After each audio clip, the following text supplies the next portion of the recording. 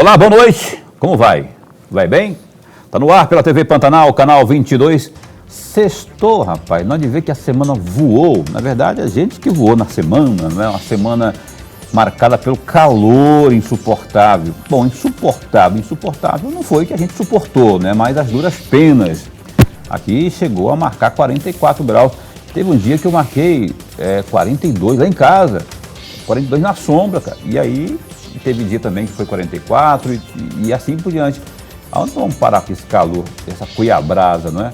Então, mas enfim, parece que as coisas estão amenizando, a semana chega ao fim e a gente está aqui a postos para mais um programa Opinião nesta sexta-feira. Vamos entrevistar aqui daqui a pouco o Medeiros, nessa 24 de setembro, o deputado federal José Medeiros. É isso que você vê aí, ó, de Caicó para o mundo, tá aí, flamenguista.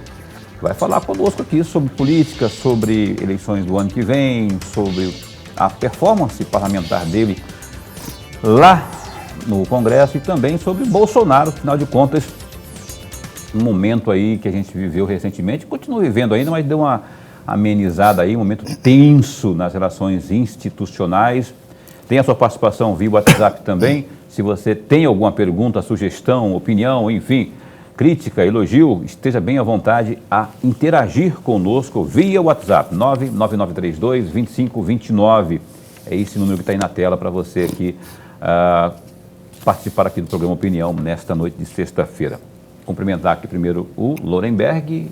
Boa noite, meu caríssimo amigo, professor. Boa noite, meu amigo Paulo Coelho. Um grande abraço, mas um grande abraço mesmo a todos os nossos telespectadores, a razão maior do nosso programa. Boa noite a você que se liga na programação da TV Pantanal, em especial no Opinião. Você que acompanha também pela internet, no Facebook, na página da TV Pantanal e também no www.gazetadigital.com.br. Vou pegar só o boa noite aqui do Medeiros, que eu tenho um recado para dar aqui, e eu vou pedir o comentário de todos aqui, não é? Porque a gente vai falar de política logo no começo do programa. Deputado Medeiros, bom recebê-lo de novo aqui no programa Opinião. Bom, Paulo, a honra é minha estar aqui com você, com o professor Lorenberg, e quero dar uma boa noite a todos que estão nos assistindo. Obrigado, boa noite então ao deputado Medeiros. A gente já vai falar aqui abrir a entrevista propriamente. Eu quero antes, temos imagens inclusive, o governador de São Paulo, João Dória, ele cumpre a agenda aqui em Cuiabá. Ele está cumprindo hoje e também amanhã. Na tarde de hoje, esteve na sede do Grupo Gazeta de Comunicação, onde concedeu uma coletiva à imprensa exclusiva aí para os veículos do grupo. O governador Dória e também os principais dirigentes do partido no Mato Grosso se reúnem para o encontro do PSDB pelo Brasil para debaterem as prévias do partido e também rumos aí do Brasil. As prévias do PSDB para escolher aí o seu candidato à presidência da República em 2022 estão marcadas para o dia 21 de novembro de 2021. Então, em 21 de novembro deste ano, vai ter aí esse evento, que serão as prévias do caríssimo PSDB. O PSDB tem que estar com sede, mas... E aí eu queria... Lorenberg, vou pedir esse seu breve comentário, não é? Uhum. O PSDB, rapaz, o Dória estava meio em desvantagem. Eu percebi, isso já é opinião minha, internamente estava desvantagem em relação ao governador do Rio Grande do Sul, né? Mas ele parece que deu uma articulada, deu uma aprumada, fez umas articulações, parece que ele já caiu a ficha que ele tem que, senão ele não vai conseguir êxito nem tão pouco dentro do próprio partido. Como é que você acha que o PSDB vem aí para esse pleito ano que vem rachado, vai conseguir se consolidar, enfim? Amigo telespectador, eu vou colocar três pontos para o amigo refletir. O primeiro deles, parece-me que o João Dória, o governador de São Paulo, não tem a unanimidade no partido. Há uma ala, sobretudo aquela ala ainda capitaneada pelo Alckmin, não vai muito bem com o governador João Dória, até por causa do atrito lá atrás, lá quando o João Dória era prefeito de São Paulo. Um segundo ponto que deve ser colocado, há uma ala muito forte dentro do PSDB que aposta firmemente na candidatura do Tasso Gereissati por duas razões. A primeira delas, o Tasso Gereissati é um pouco mais equilibrado. Ele articula tanto na oposição quanto na situação. Ele não tem grandes divergências políticas que o impedem a navegar pelas ondas diversas do jogo político eleitoral. Por isso que um grupo do PSDB aposta muito na candidatura do Tasso Gereissati como mais equilibrado. Porém, ele está evitando ser colocado à frente, até porque ele pertence à comissão, à CPI do Covid. Por isso que ele não está à frente disso. Agora, o terceiro ponto, não se pode também perder de vista que a vontade, a determinação do governador do Rio Grande do Sul, veja, alguém que saiu como prefeito de Pelotas, bem votado, derruba numa eleição grandes nomes na disputa ao governo do Estado. Portanto, não trata de alguém que não tenha o traquejo, embora sendo novo, porque ele ainda é muito jovem, não tenha o traquejo suficiente para sair para a disputa à presidência da República. O problema maior não é esse que eu mencionei. O problema maior é que o PSDB nunca foi para uma eleição nacional inteiro, sempre dividido, e a divisão é que mata qualquer candidatura do PSDB. Okay. E aí eu complemento aí. Acho que rachado um partido político, apesar do nome partido, rachado internamente não chega a lugar nenhum, não se consegue êxito. E aí depois, mesmo que consiga êxito de forma interna, não é, vai conseguir se conseguir de forma rachada, de forma brigada. Aí tem que combinar com o povo. E sem combinar com o povo, aí que não chega mesmo se não combinar com o povo. Eu estou certo ou estou com a razão? José Medeiros, como que você avalia? Você pode comentar aí a questão do PSDB. E aí eu vou provocar, não é, no que diz respeito à postura desses nomes, desses atores que a gente colocou aqui. Eduardo Leite, lá no Rio Grande do Sul, nessa pandemia aí, teve esse comportamento dele lá, não é, o que ficou marcado, a questão lá das gôndolas, ele ter que isolar com faixas, impedir isso, impedir aquilo. O Dória, lá também no estado de São Paulo, com essa política contestada por muitos também, não é, do fique em casa, o anti-bolsonarismo, quer dizer, eu queria que você fizesse um comentário aí, no âmbito nacional, evidentemente partindo do PSDB, mas pegando aí se o PSDB seria a terceira via, porque se pegarmos aí o 12 de setembro, terceira via até agora é que nem não existe, é que nem enterro de anão, nunca vi. O que você acha? Paulo, veja bem, o PSDB antigamente ele se dividia em dois, era o grupo do Serra e Alckmin ali em São Paulo, e aí eles, e lá em Minas o grupo do Aécio, e sempre toda eleição tinha aquele enfrentamento, dossiê para cá, não sei o que para lá, e agora que ele meio que não é um dos protagonistas da eleição, eu sinceramente achei que ia unido, porque o Dória aparecia como um candidato, a meu ver, viável para o PSDB, né? Mas de repente surgiu lá no Sul o Eduardo Leite, e aí tem esse racha que já tinha lá, então ele era dois grupos rachados, agora já virou um esbandalho, né? Porque você tem aí o Tasso por um lado. Não, está retalhado agora, o PSDB está retalhado, não está rachado não, retalhado. Então eu tenho a impressão que essa candidatura do Eduardo e do Dória, ela vira uma, e vão ter que disputar, não é nem disputar, eu acho que quando o Tasso tocar o berrante aí, o PSDB une com ele, e vai, porque, como disse o professor Lorenberg, o Tasso é um tucano daquele que tem aqui no Pantanal, do bico grande, laranjado, preto, puma. Raiz.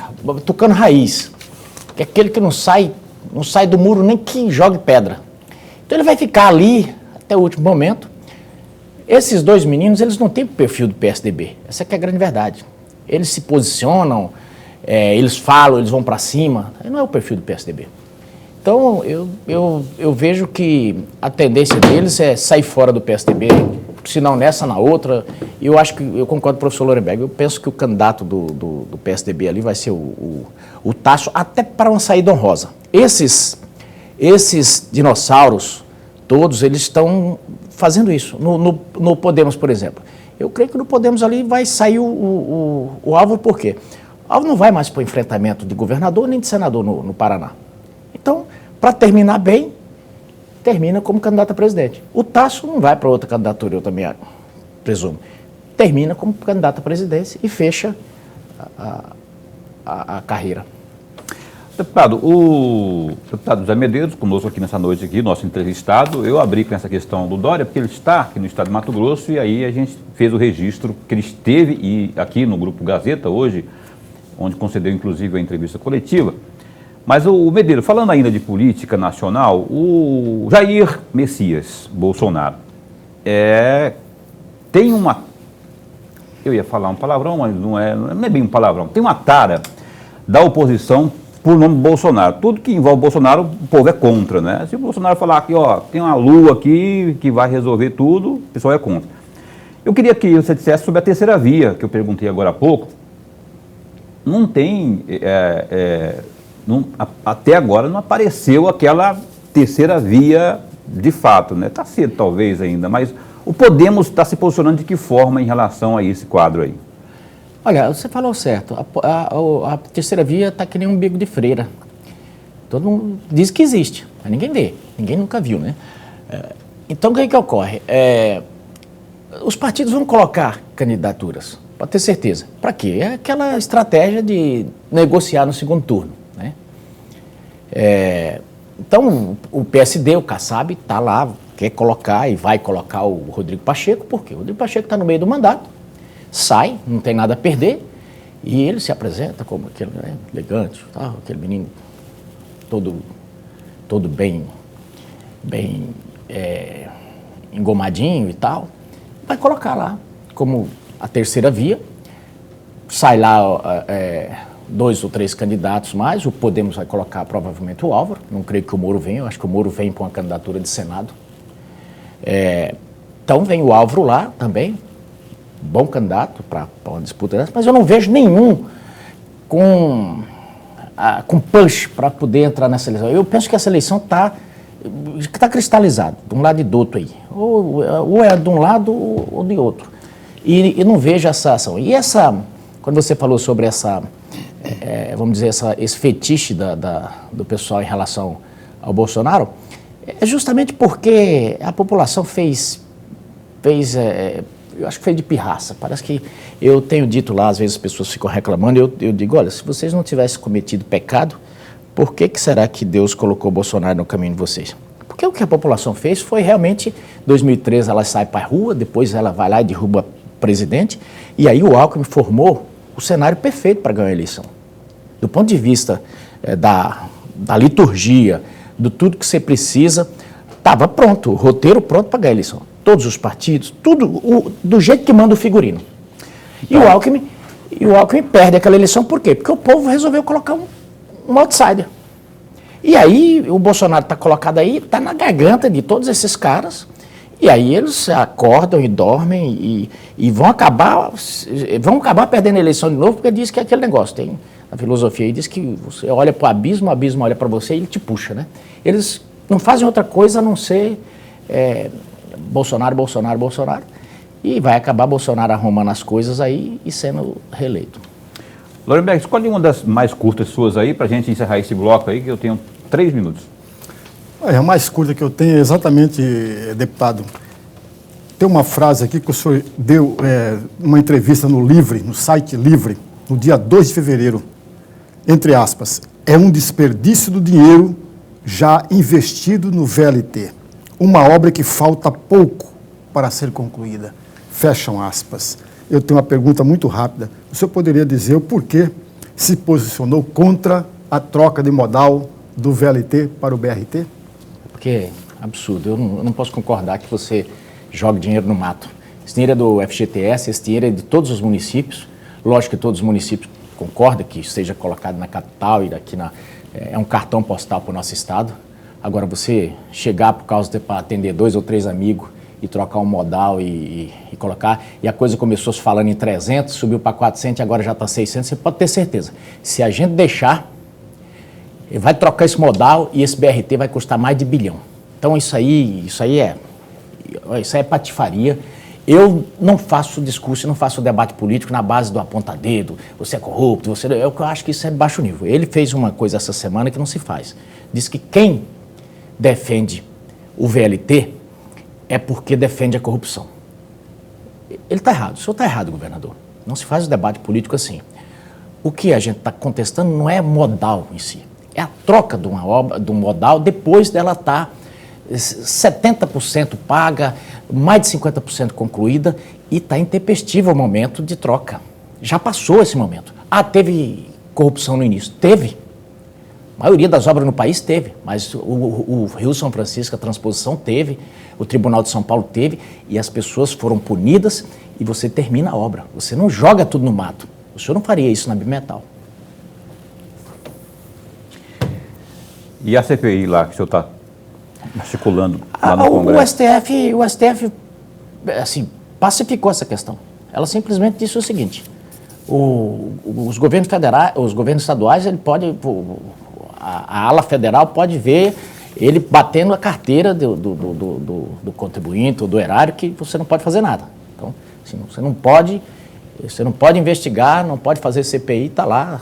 A CPI não pode investigar os governos estaduais. Então, o que foi decidido lá para aquela CPI da Covid vale para tudo.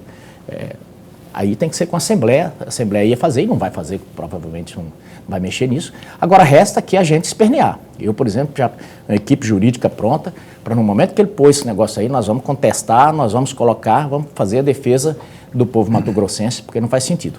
Como eu disse, se fosse verdade que ele tivesse que gastar mais tanto, era uma coisa, mas eu mesmo fui lá, rapidinho, eu encontrei 2 empresas que querem fazer, basta passar uma concessão aí de tanto tempo, eles fazem, termina seu governo do estado por nem um centavo, mas com tarifa mais baixa. Então, essa coisa aí não dá para engolir. Ok, essa é a opinião de José Medeiros, deputado federal conosco aqui, deputado do Podemos. A gente volta a falar de política, volta a falar de VLT, de coisas do governo do estado, vamos falar também sobre mais governo federal, enfim. E a sua participação, caso você tenha aí alguma pergunta, 99932-2529. Eu queria saber, Caroline, se tem aquela história do ingresso hoje. Tem ou não tem? Só me fala aqui no ponto para eu... Não tem, né? Hoje não tem ingresso, eu queria tanto sortear ingresso, mas segunda-feira vai ter, se Deus quiser. Opinião dá um tempinho só e volta já já. Ok, o Opinião tá de volta aqui ao vivo nesta sexta-feira. Hoje a gente entrevista aqui o José Medeiros, deputado federal e que disse que quer ser senador da República de novo, né? O Medeiros já foi senador, agora quer ser de novo, mas disse que está disposto aí, pelo menos num comentário que eu escutei aí, eu li, sei lá, eu abro mão se o Tarcísio vier para cá. O Tarcísio vier disputar aqui. Eu quero daqui a pouquinho ouvir o deputado falar sobre isso aí também, né? Essa vaga para o Senado, enfim. Antes, porém, eu quero destacar o que há de mais importante no Gazeta Digital agora. A gente fala sempre, não é, na abertura, dos números da pandemia. Os números, felizmente, estão caindo, não é? Sinal que a pandemia está enfraquecendo, mas ainda os números são preocupantes. Mato Grosso registra 6 mortes e mais de 500 casos por Covid em 24 horas. Mato Grosso registrou mais 6 óbitos por complicações do novo coronavírus nas últimas 24 horas, de acordo com o boletim epidemiológico divulgado pela Secretaria de Estado de Saúde nesta sexta, 24. Também foram notificados mais 512 novos contágios pela doença em todo o estado. A taxa de ocupação está em 33,33% para unidades de tratamento intensivo, as UTIs, e 13% em enfermarias. Há ainda 125 internações em UTIs e 80 em enfermarias públicas. O estado agora totaliza 534.111 casos e 13.762 62 óbitos por Covid-19 desde o início da pandemia. Agora, 3.563 pessoas estão em isolamento domiciliar e 516.016 estão já entre os recuperados. Aí, ó, no www.gazetadigital.com.br, essas e outras informações você acessa aí no GD. Tem esporte, tem economia, tem polícia, política, tem do agro, enfim. Esteja bem à vontade para se informar e se informar muito bem. O Opinião de hoje entrevista aqui o nosso caríssimo deputado federal, o José Medeiros. Eu vou pedir para o Lorenberg Alves abrir, por favor, aqui essa rodada de perguntas. Deputado, no dia 24 de abril, novamente numa entrevista no site O Livre, o senhor chegou a afirmar, fazer a seguinte afirmação, entre aspas: a união da direita em nosso Estado é principalmente para atuarmos juntos, em defesa de políticas públicas que possam melhorar a vida do cidadão. Concomitantemente a isso, temos a missão de defender o governo federal, pois nunca um presidente fez tanto por Mato Grosso como o presidente Bolsonaro.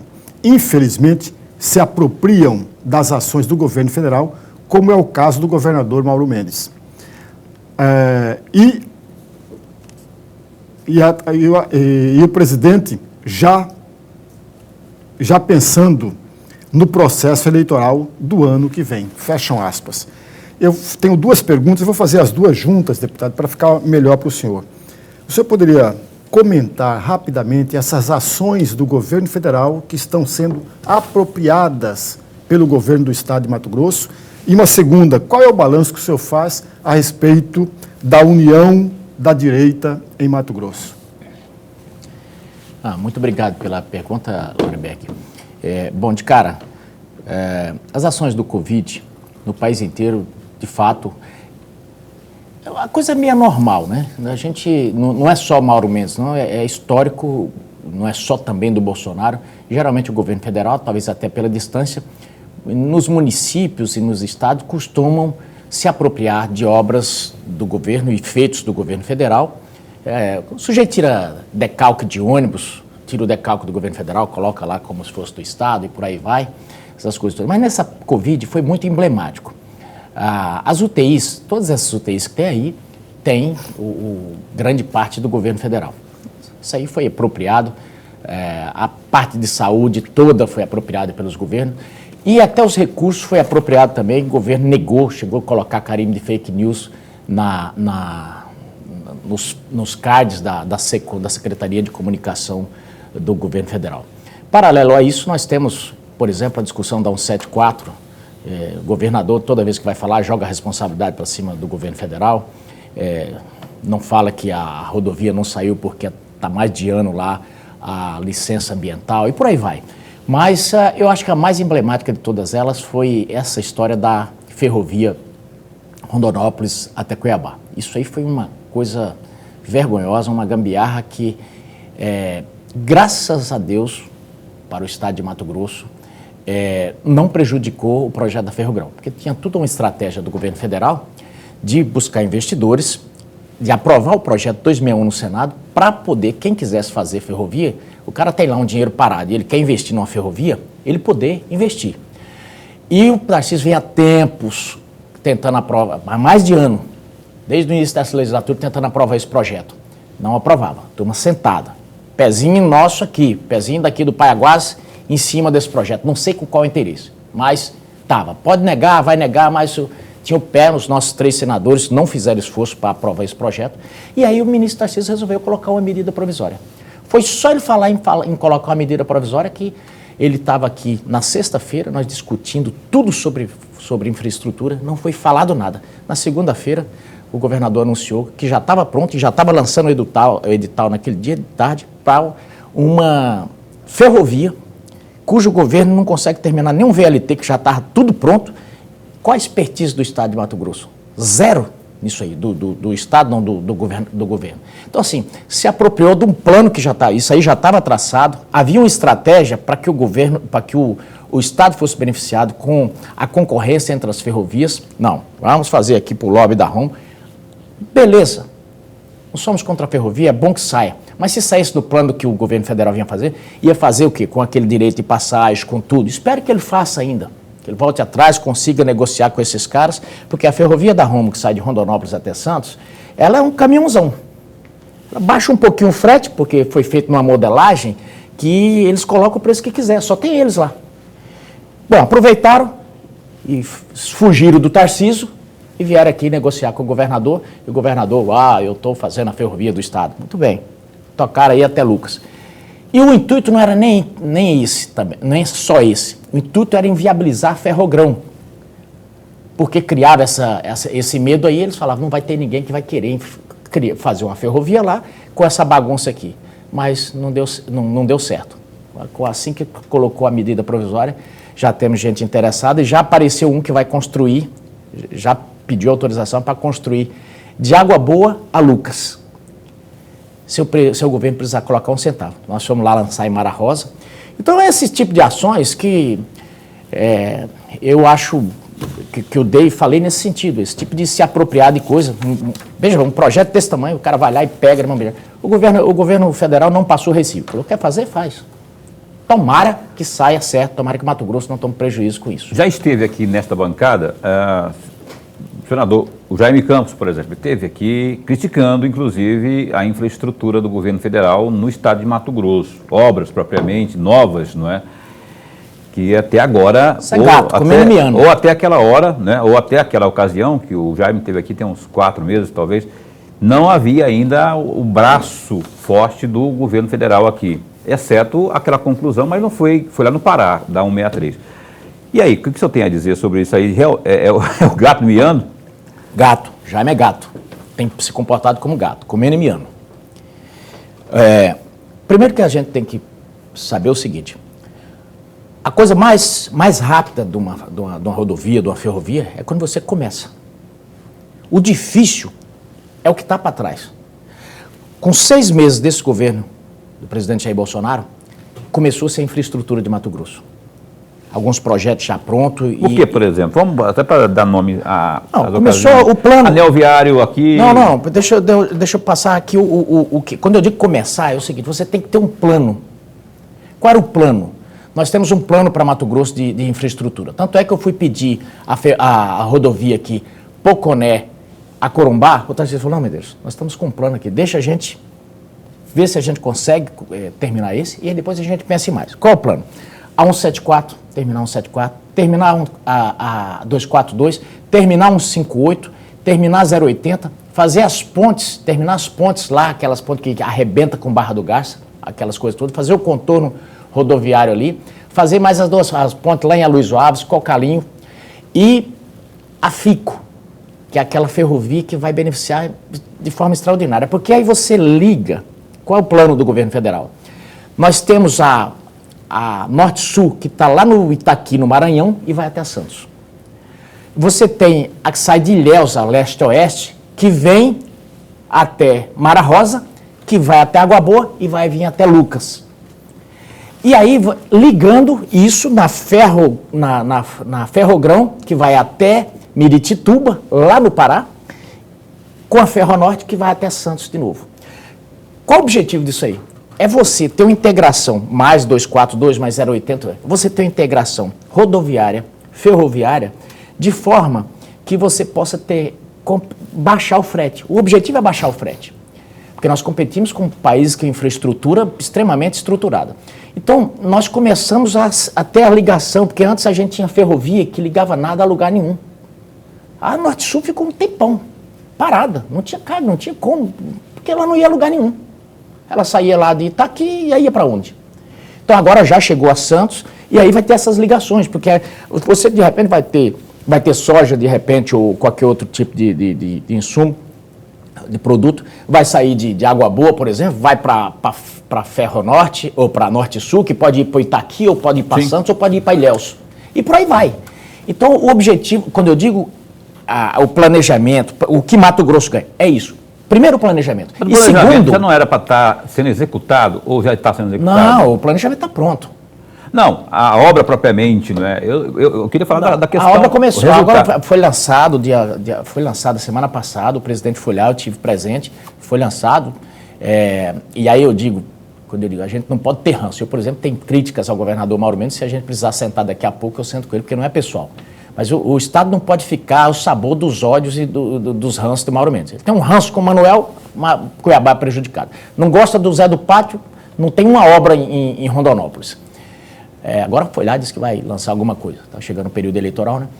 Mas aí tá com ranço aí com o Tarcísio, com o presidente, não vai lá no lançamento. Todo mundo estava caiado, estava todo mundo lá, um marco para a história de Mato Grosso. Cadê o governador do Mato Grosso? Não está.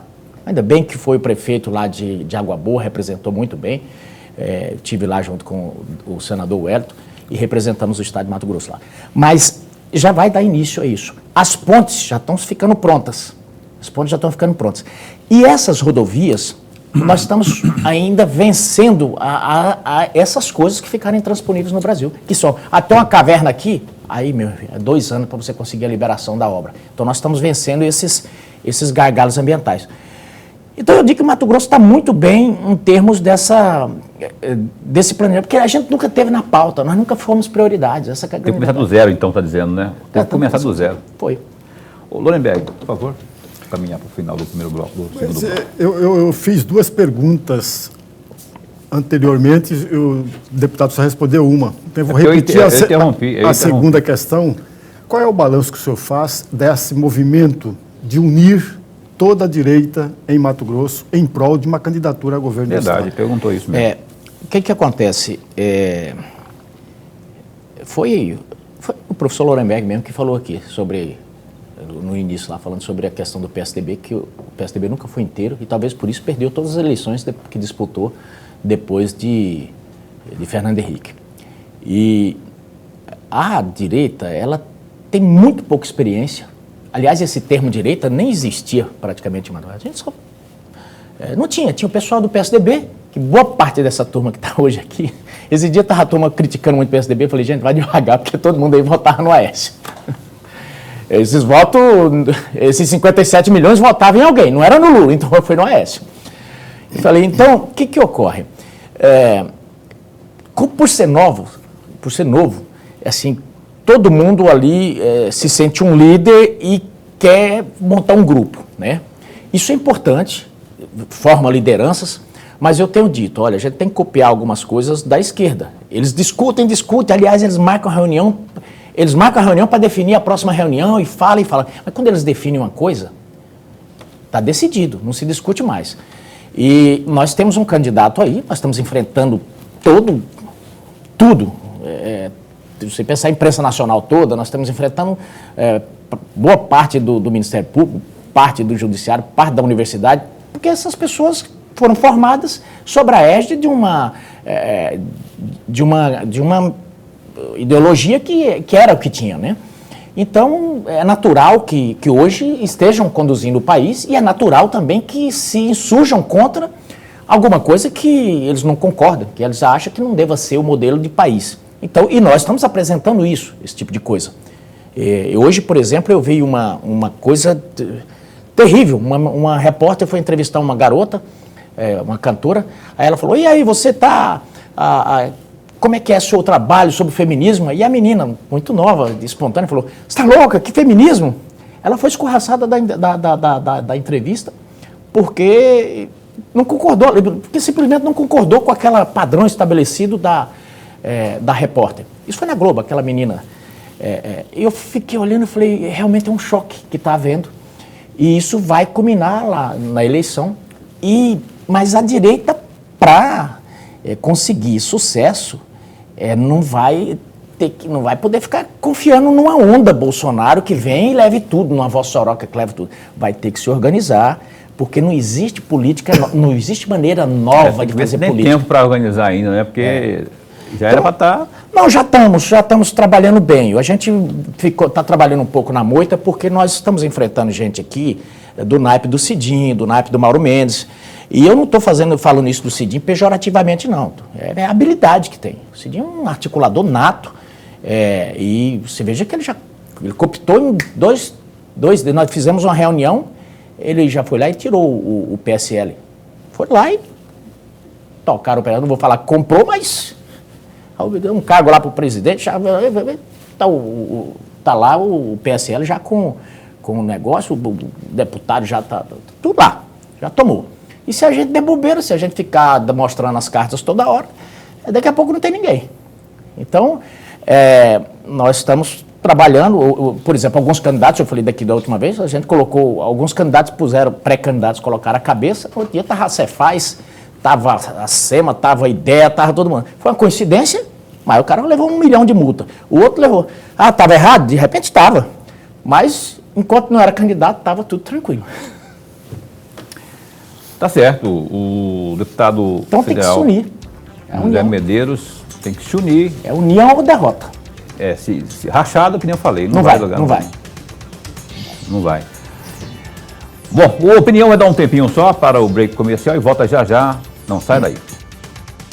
Ok, o Opinião está de volta aqui ao vivo nesta noite de sexta com o deputado federal José Medeiros do Podemos.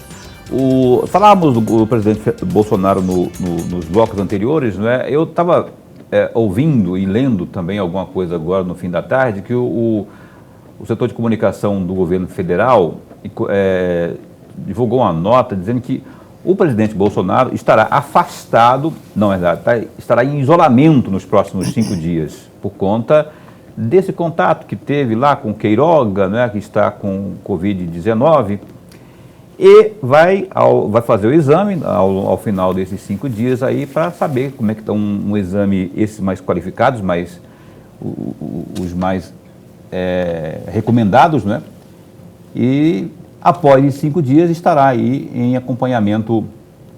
Se der negativo, vai mesmo assim continuar por acompanhamento médico aí da equipe médica lá da Presidência da República, não é? Só para dar uma atualização sobre essa questão toda, porque está todo mundo falando, ei, mas o Bolsonaro, tal, será que não está? Será que está? Então, esse posicionamento aí até por recomendação da própria Anvisa. O deputado Zé Medeiros está conosco aqui. Ô deputado, o senhor andou falando aí umas coisas, aí o Zé Antônio Borges não andou gostando não. O que ele fez? Ele entrou com uma ação, uma denúncia contra o senhor lá no Supremo Tribunal Federal. A ministra Carmen Lúcia, ela que vai analisar essa denúncia aí, que o senhor andou criticando aí as urnas eletrônicas, dizendo que não seriam seguras e também seriam fáceis de fraudá-las, de serem fraudadas, né, por conta aí daquela eleição lá em 19, pela Associação Beneficente de Saúde dos Militares, o Hospital Militar, não é? Eu queria que o senhor comentasse sobre essa denúncia aí do Zé Antônio Borges. Olha,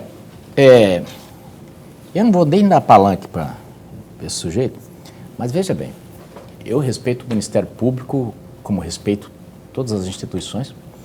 Agora, eu tenho uma resistência tremenda quando você vem para uma arena e você vem querer lutar com outras armas.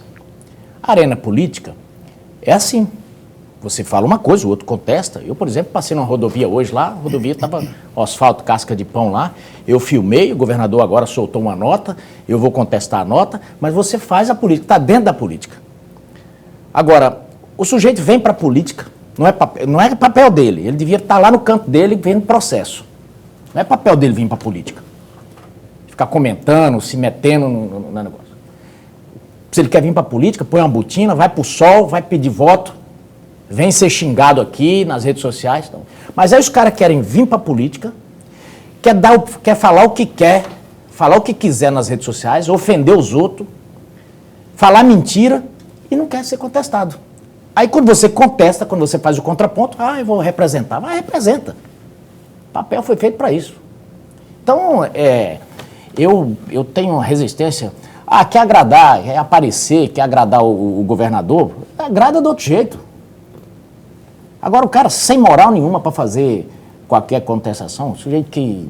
A história do Ministério Público vai ficar essa mancha aí. O cara dos iPhone, o cara dos aumentos, o cara agora, recentemente, teve outra dele aí que quer fazer... Enfim, não dá nem para comentar esse sujeito. Mas e a denúncia de disseminação de fake news aí? Veja O senhor sustenta, então, aquilo que o senhor falou daquela... Sustento. Das urnas eletrônicas. Sustento, veja bem, o que eu falei sobre as urnas eletrônicas, que eu sempre venho comentando. Eu confio no caixa eletrônico.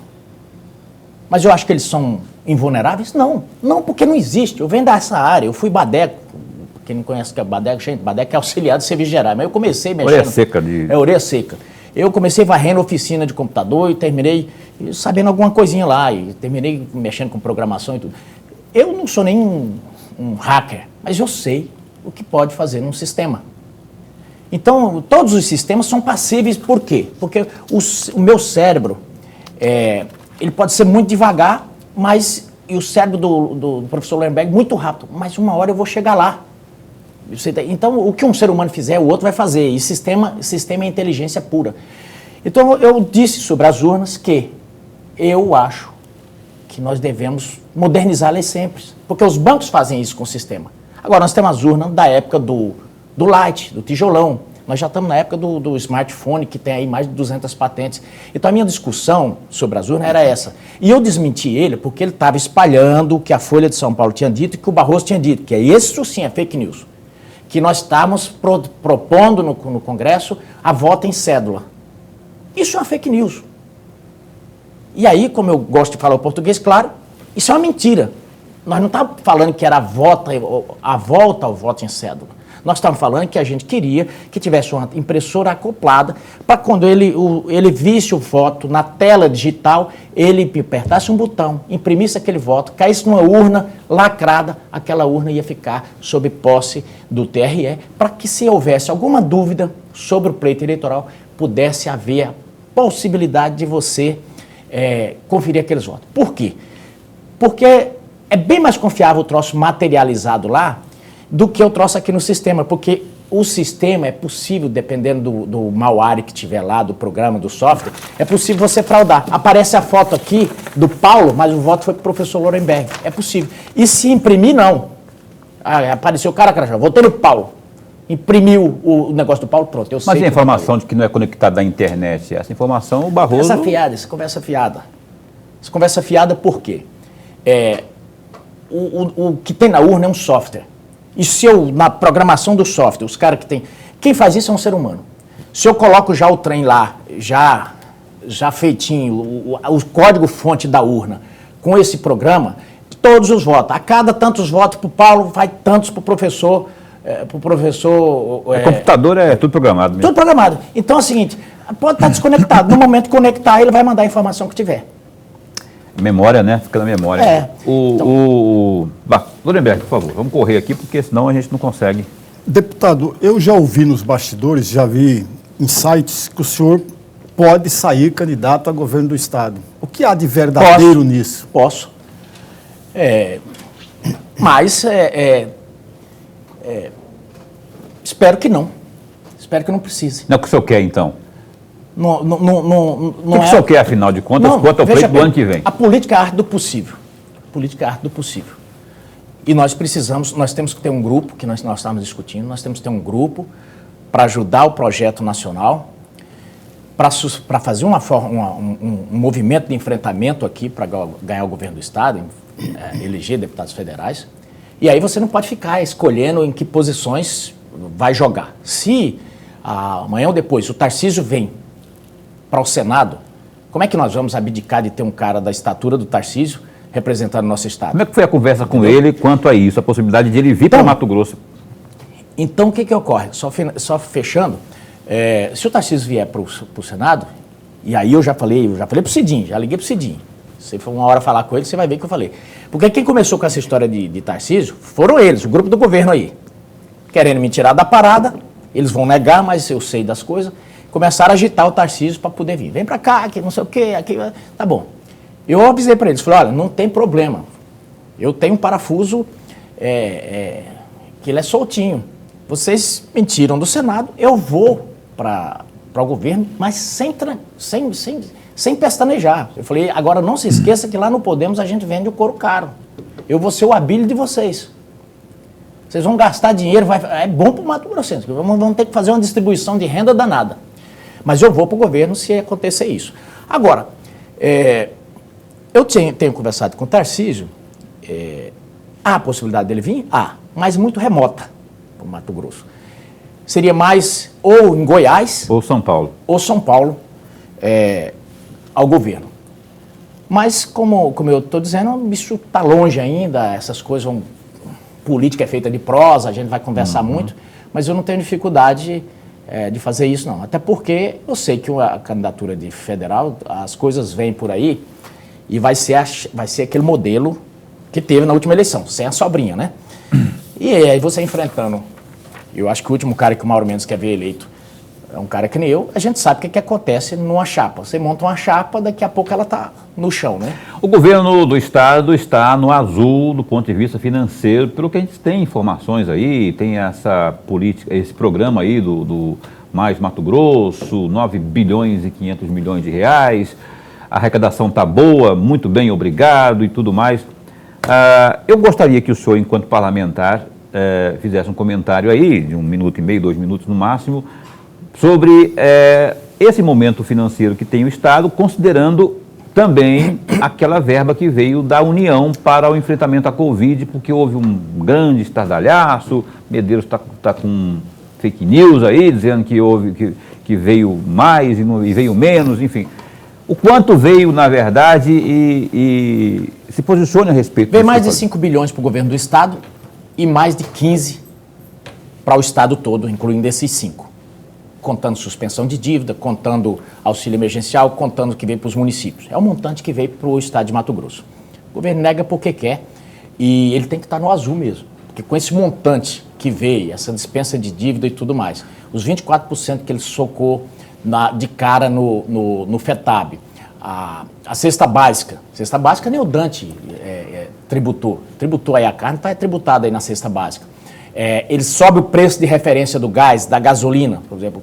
O bujão tá cobrando o preço de referência 80. Ele avisa para a turma, ó, o preço de referência agora é 105. Ou o cara aumenta o gás ou ele vai falir. Então, aí ele diz, o preço do gás continua, a alíquota, nós tem mais de 10 anos que é a mesma, nós nunca subimos o imposto do gás. É verdade, não precisa subir a alíquota. Você sobe o preço de referência, você vai aumentar o montante. Aí faz uma chamada reestruturação tributária. Eu gosto desses apelidos. Isso aí é a invenção do PSDB, esse negócio de adjetivar. O PT copiou, vinha PAC, Programa de Aceleração do Crescimento. Eles dão um apelido bonito para tudo. Aquilo que eu falei uma vez, o borracheiro não é borracheiro, né? É profissional liberal do ramo de manutenção de pneumáticos. E quando vai dar o calote, eles falam o quê? Reestruturação de dívida. Você lembra no governo do Pedro? Pedro deu aquele leilão invertido, quem cobrasse menos, quem topasse receber menos, recebia primeiro, né? Aquilo é calote. Aquilo é calote que os governos dão, não é o Mato Grosso não foi o primeiro a fazer isso, vários governos fizeram, e eles chamam reestruturação de dívida. Quando fala reestruturação tributária, gente, é aumento de imposto. Então eles fizeram o quê? Fizeram aquela coisa toda, teve produto que subiu 50%, Mato Grosso explodiu. No meio de 2020, Mato Grosso estava explodindo de arrecadação.